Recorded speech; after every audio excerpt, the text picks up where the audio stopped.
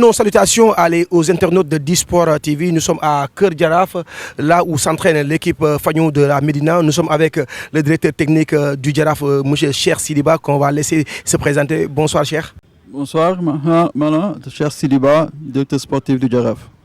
Cheikh, merci de nous avoir reçus dans vos locaux de Keur Jaraaf.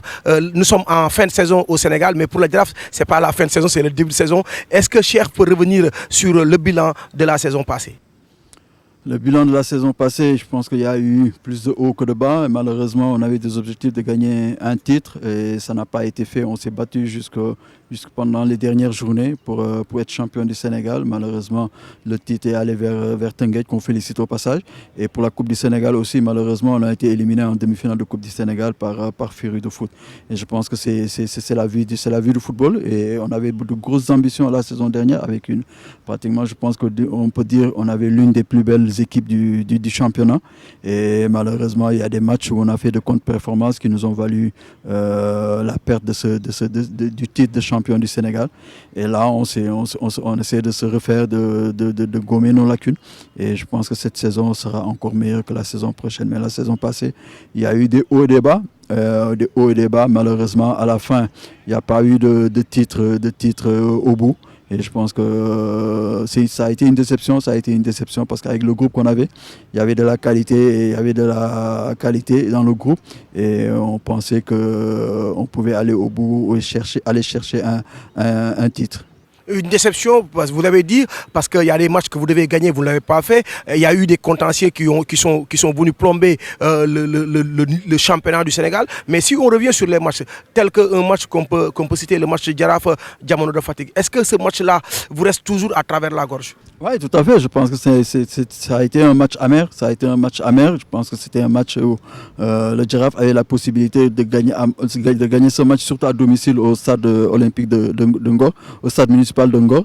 Et on pensait gagner ce match. Si on avait gagné ce match, on serait à 1 point de Tenguet FC. Malheureusement, on n'a pas pu scorer. Ce jour-là, on a eu un problème d'efficacité.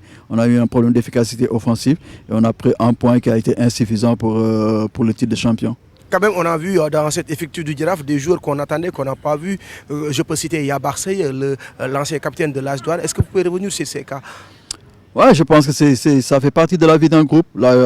C'est un groupe où il y avait beaucoup de qualité, beaucoup de joueurs de haut niveau. Et je pense que Yabar, il a eu la malchance de trouver un Fallou en pleine possession de ses moyens. Et qui ne joue pas sur sa poste de prédilection, parce que Fallou, c'est un droitier. Je pense que Fallou, c'est un ambidex. Et donc, il peut utiliser son pied droit comme son pied gauche. Donc, il a eu la chance de tomber sur Fallou, qui était en très grande forme, qui a fait un très grand championnat. Et je pense que c'est ça qui a causé le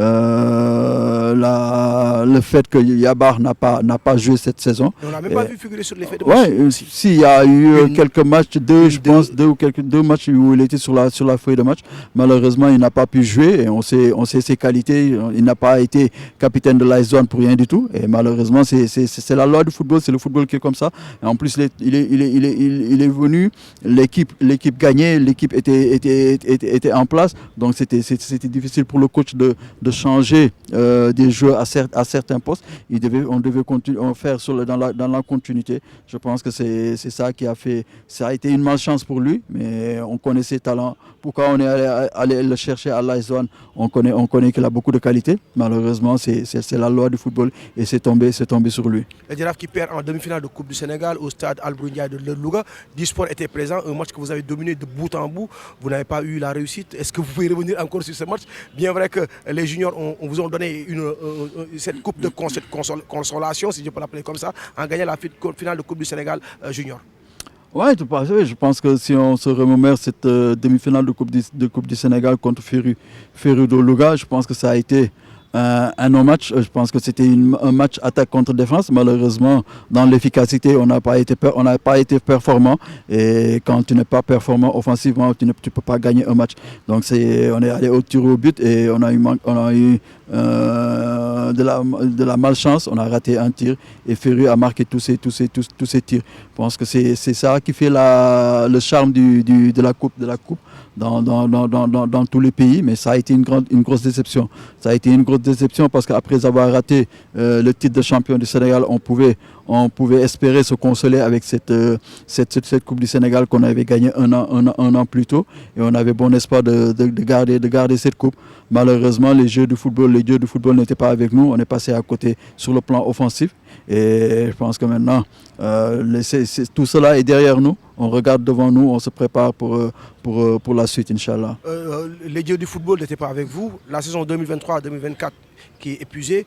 Il faut faire l'inventaire. Sur l'inventaire, il y a eu beaucoup de joueurs du Jaraaf. Les cadres, si je peux m'abuser, sont partis. Je peux citer Abdoulaye Ali Souane, je peux citer Emet Tendeng. On n'a pas vu ces temps-ci Souleymane Cissé. Et que ce secteur offensif qui vous a valu de ne pas être champion parce que c'est un secteur où vous n'avez pas tellement marqué beaucoup de buts. Je peux dire que vous n'avez pas eu un véritable avant-centre parce que Souleymane, au moment où vous le recrutez de la Ligue de Saint-Louis au Jaraaf, c'est un milieu excentré que vous avez reconverti en attaque. Aujourd'hui, qu'est-ce que vous pouvez nous dire sur les départs, les arrivées, l'inventaire du groupe parce que vous allez jouer la Coupe d'Afrique des clubs parce que vous êtes classé deuxième du championnat?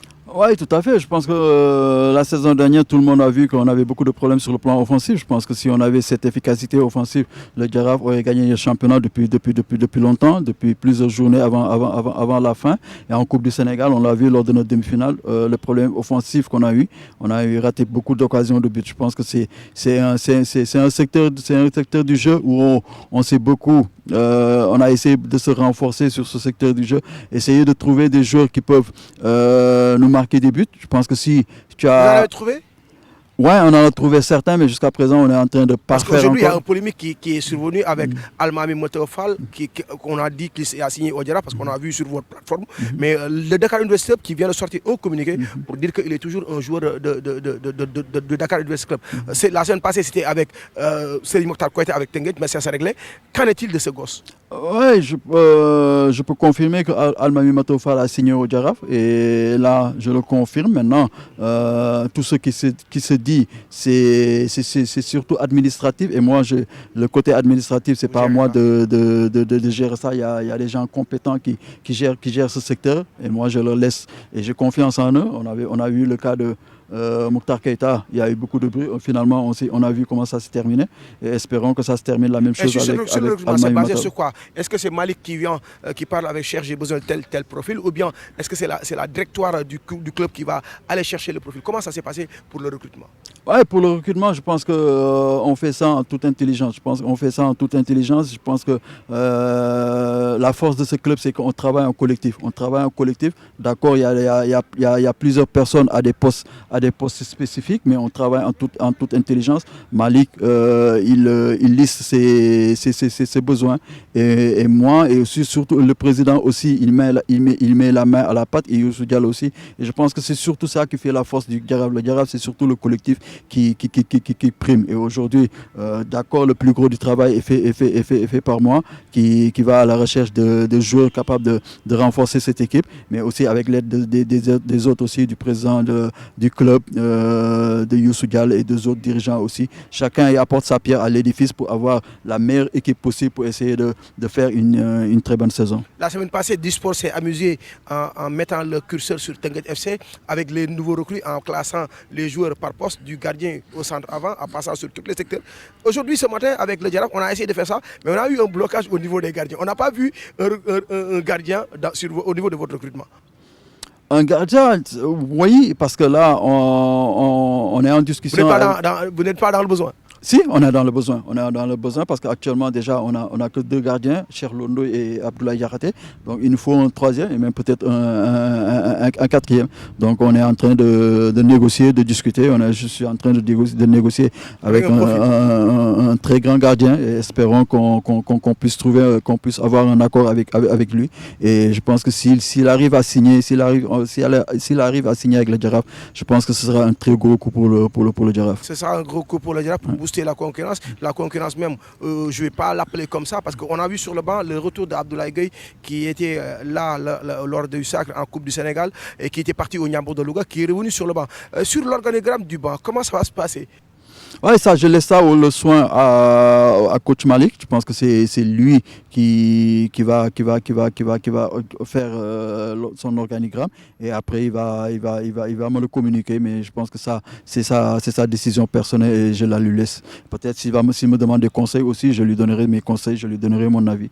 Mais la décision finale lui appartient. Dans moins de 25 jours, le Giraffe va jouer contre les Sierra Leone de Hettelsoft. Comment va se faire la préparation? Parce que tout le monde sait qu'il faut impérativement les 21 jours, pas forcément de PPG, de mise en forme. Est-ce que le Giraffe va aller à Toubab Diala ou bien va sortir? Comment vous avez planifié la programmation de cette phase-là? Non, je pense que depuis quelques années, le Giraffe fait sa préparation ici au niveau de Dakar parce qu'on a le terrain qu'il faut, je pense qu'on a tout ce qu'il faut ici à Dakar. Les installations. On a les installations, je pense que si tu as tout ça en main, pourquoi aller chercher à l'étranger et du moment que ça va revenir encore plus cher. Je pense que on va essayer de faire une très bonne préparation. Je pense que dans la semaine, on va déjà entrer en regroupement fermé pour essayer de... Dans cette semaine-là? Dans cette semaine, de travailler sur le foncier et aussi de travailler sur le collectif pour avoir la meilleure équipe possible. Parce qu'on a vu l'effectif aujourd'hui, il y a beaucoup de nouveaux joueurs qui sont arrivés et il faudrait que chacun retrouve sa place, essayer de trouver sa place dans l'équipe. Chacun essaie de comprendre son coéquipier pour avoir les automatismes nécessaires. Et je pense que d'ici le démarrage de la Coupe CAF, je pense qu'on aura une équipe bien en place et que les joueurs seront en forme pour essayer de passer ce premier tour. Normalement, si mes informations sont bonnes, la liste normalement doit être donnée demain. Est-ce que vous avez une idée à 80% de la liste que vous allez déposer au niveau de la CAF? Oui, déjà la liste, le dernier délai c'était le 20, après il y a eu une dérogation jusqu'au 25, on a jusqu'au 25. Oh. On a jusqu'au 25 pour le dernier délai, donc on a encore 3 jours. On a encore 3 jours pour parfaire la liste. Je pense qu'on est dans les délais et je pense que je peux dire pour 80%, on a notre liste qui est déjà prête. L'infirmerie du Giraffe Dakar, qui sont les joueurs qui sont présentement chez le Toubib? Pour l'instant, alhamdoulilah, il n'y a personne. Parce que j'ai vu Ahmed Niang prendre la piste. Ouais, mais il a recommencé à courir. Et je pense que c'est comme tous les joueurs sénégalais ou africains. Je pense qu'il s'est blessé pendant les vacances en jouant avec ses amis. Et alhamdoulilah, il a repris la course. Et je pense que d'ici la fin de la semaine, il pourra commencer à retoucher le ballon. Le capitaine qu'on annonce un peu partout à Tanguy FC, où c'est nous tous les je vais nommer, on n'a pas vu Abdoulaye Diakhaté. Souleymane Cissé, que beaucoup ont déjà Abdoulaye Diakhaté est là. Wow, je ne l'ai pas vu. Abdoulaye Diakhaté, il était là. C'est lui qui était là et Cheikh Londoy de l'autre côté. Ouais. Non, je parle de Souleymane Cissé. Ah, Souleymane Cissé, il dit Abdoulaye Diakhaté. Souleymane Cissé, il est là, il s'est entraîné en fin de semaine dernière. Donc là, il est allé voir ses parents parce qu'il revient de voyage.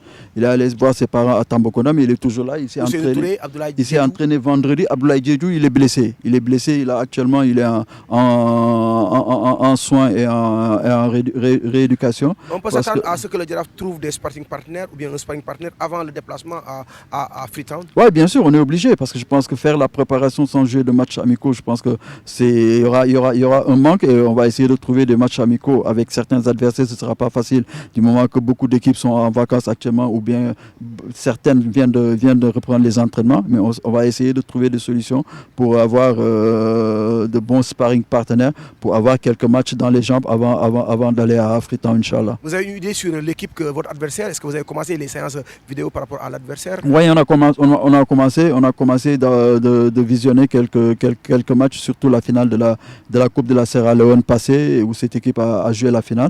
Donc on est en train de collecter les informations et je pense que d'ici le jour du match aller, on aura plus d'informations. À quoi ressemble cette équipe sur le plan technico-tactique?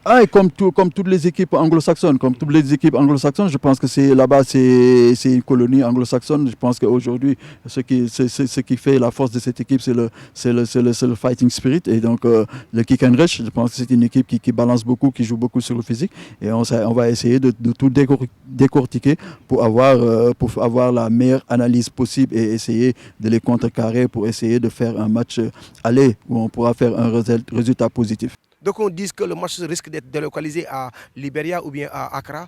Vous avez une idée par rapport à ça? On a une idée, mais ce n'est pas encore confirmé. C'est pas encore confirmé parce que même déjà là, on a vu que la saison dernière, cette équipe a reçu ses matchs, a joué ses matchs à Freetown, au Libéria. Et je pense qu'aujourd'hui, on attend la confirmation de la CAF pour nous dire qu'on va jouer à Sierra Leone ou bien dans un autre pays délocalisé. L'objectif du Giraffe sur cette Coupe d'Afrique des clubs? C'est déjà passé le premier tour. Je pense que c'est déjà passé le premier tour. On ne va pas avoir un objectif lointain. On va y aller étape par étape, passer le premier tour et après prendre match par match. Je pense que c'est ça le plus important. Si on regarde très loin, on peut se tromper. Donc il faudra prendre match par match et attaquer d'abord le premier tour. Et si on arrive à passer le premier tour, Inch'Allah, on essaiera d'avoir un autre objectif intermédiaire, Inch'Allah. On appelle aux supporters du Giraffe, aux Sénégalais, du Féru. Ouais, je pense que les supporters du Giraffe, on n'a pas besoin de faire appel à eux. Je pense qu'ils ont toujours répondu présent et répondront présent toujours quand le Giraffe aura besoin d'eux. Et on sent ce soutien derrière nous. Et je ne manquerai jamais de les féliciter, de les remercier et de leur dire bravo. Je pense qu'on a vu tout le travail qu'ils ont fait. Et aujourd'hui, je pense qu'en y ajoutant le soutien des autres Sénégalais, des autres entités du football sénégalais, je pense que ça donnera encore plus de force au Giraffe. Et ce n'est pas le Giraffe qui va jouer la Coupe de la CAF, c'est tout le Sénégal. Donc on aura besoin de tout un chacun derrière le Giraffe pour aller faire de grosses performances. Merci, cher Sidiba. Disport vous remercie vraiment de votre disponibilité parce que ce n'était pas évident. Ouais. On vous a pris au dépourvu. Ouais, ça c'est vrai. Mais on est ensemble, on est tous dans le foot et donc il faut s'entraider, se donner la main et je pense que pour ça, il n'y a pas de souci. Merci à la direction du Giraffe de Dakar. On leur souhaite la totale, on leur souhaite de bien participer à cette Coupe d'Afrique des clubs et que le Giraffe passe ce premier tour jusqu'à rentrer au niveau des phases de groupe ou bien jouer la finale. On peut le faire parce que le Giraffe a une effectif taillé pour jouer sur 3 tableaux, le championnat, la Coupe du Sénégal et la Coupe CAF. Donc c'était le directeur sportif Cheikh Sidiba, Pape Malan Sané, d'eSport TV. Merci, à la prochaine.